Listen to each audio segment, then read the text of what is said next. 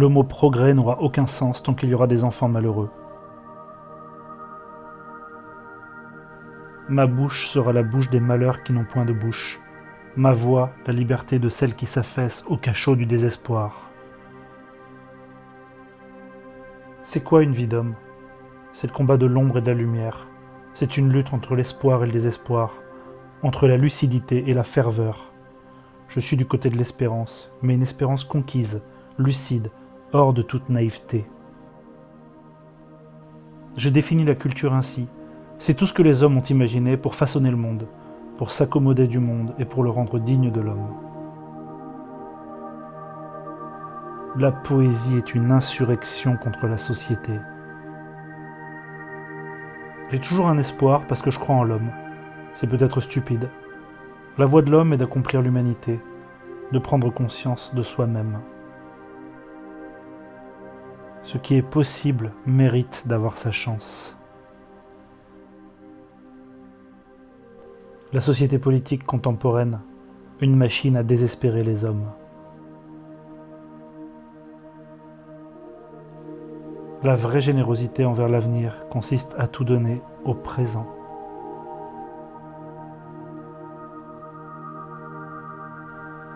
L'homme n'est pas entièrement coupable, il n'a pas commencé l'histoire, ni tout à fait innocent puisqu'il la continue. Si l'homme échoue à concilier la justice et la liberté, alors il échoue à tout. Que d'hommes se pressent vers la lumière, non pas pour mieux voir, mais pour mieux briller. On a mal regardé la vie, quand on n'a pas aussi vu la main qui tue en gants de velours. La folie est quelque chose de rare chez l'individu. Elle est la règle pour les groupes, les partis, les peuples, les époques. Vouloir libère.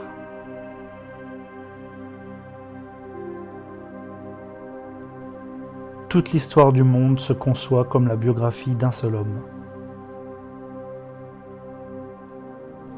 L'homme est une corde tendue entre l'animal et le surhomme, une corde au-dessus d'un abîme. Notre caractère est déterminé par l'absence de certaines expériences, plus encore par celles que l'on fait. Une œuvre d'art n'est lisible que par approfondissement successif. Tout individu collabore à l'ensemble du cosmos. En vérité, ce qu'on appelle l'identité n'est pas essentiel. Au fond, nous sommes tous des passants. Le monde que nous habitons a commencé longtemps avant nous et continuera longtemps après nous, alors qu'émerge lentement une nouvelle conscience planétaire. La réalité d'une communauté objective de destin doit l'emporter sur l'attachement à la différence. Le verbe s'est, pour ainsi dire, fait courbe, cercle, diagramme, algorithme. Le chiffre ayant pris le pas sur le mot, le nombre est devenu le garant ultime de la réalité au lieu d'en être l'indicateur. L'État est notre serviteur et nous n'avons pas à en être les esclaves. Il est hélas devenu évident aujourd'hui que notre technologie a dépassé notre humanité. Le mental vit dans un cercle vicieux. Il crée lui-même les problèmes et essaye ensuite de les résoudre. L'imagination est plus importante que le savoir.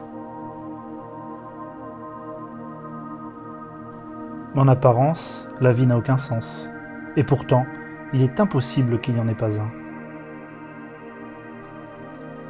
On croit les choses parce qu'on a été conditionné à les croire. L'art de trouver de mauvaises raisons à ce que l'on croit en vertu d'autres mauvaises raisons, c'est cela la philosophie. Les plus grands triomphes en matière de propagande ont été accomplis, non pas en faisant quelque chose, mais en s'abstenant de le faire. Grande est la vérité, mais plus grand encore du point de vue pratique est le silence au sujet de la vérité.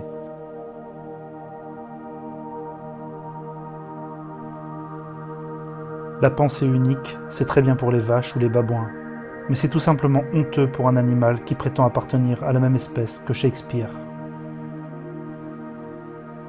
Le but du propagandiste est de faire oublier à un groupe de personnes que certains autres groupes de personnes sont humains.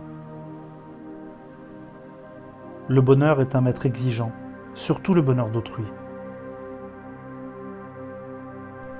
C'est quelquefois pénible de faire son devoir, mais ça ne l'est jamais autant que de ne pas l'avoir fait.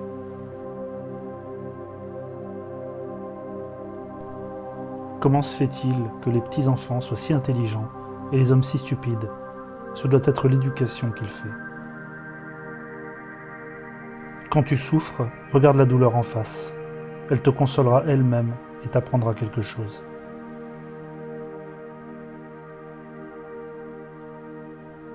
Si vous êtes resté jusqu'ici, je vous en félicite et ça mérite bien une explication supplémentaire. Pourquoi est-ce que l'ensemble de ces citations sont transvergentes ? Si vous avez bien compris, si vous avez suivi les précédentes vidéos ou lu le site internet, vous devez comprendre que la transvergence, c'est la fusion et l'entrecroisement du savoir et du génie humain. Les citations que vous venez d'entendre proviennent de continents différents, d'époques différentes, de disciplines différentes. Mais si on entrecroise suffisamment de citations puissantes, venant d'auteurs de renommée mondiale, des chercheurs, des scientifiques, des philosophes, des intellectuels, vous constaterez que toutes ces citations convergent vers des définitions qui coïncident avec des vérités puissantes. C'est ce que cherche à démontrer la transvergence. C'est ce qu'invite la transvergence à prouver et c'est ce qu'invite la transvergence à continuer, à progresser dans ce sens. Le cumul des sagesses historiques, philosophiques, littéraires, scientifiques de l'Asie, de l'Afrique, de l'Europe, de l'Océanie, tout ce savoir cumulé contient déjà des entrecroisements, des transvergences absolument stupéfiantes et puissantes. Alors imaginez aujourd'hui ce que l'on peut faire avec tout ce recul historique, tout ce génie commun partagé et les prouesses que permettent l'informatique, l'intelligence artificielle et la recherche collaborative. Ce que la transvergence veut expliquer, c'est que tout ce savoir gigantesque est déjà présent à travers les âges jusqu'à nous aujourd'hui. Il n'y a aucun miracle, il n'y a pas de mystère. Comment vous pouvez concevoir que des personnes comme Einstein, l'abbé Pierre, Bouddha, Gandhi, Nietzsche puissent tous arriver aux mêmes conclusions sur le sens de la vie et le fonctionnement entre les humains? Et comment il est possible que des études scientifiques valident parfois 3000 ans après ce qui a déjà été théorisé et mis sur la table par nos ancêtres? Non, il n'y a pas de mystère. Le potentiel humain est miraculeux, mais il semble évident que le bien commun n'est pas la priorité de notre époque. Alors c'est à nous de le reprendre. C'est à nous de porter, tous ensemble et à bout de bras, le chemin directeur que l'espèce humaine doit connaître. Notre avenir nous appartient.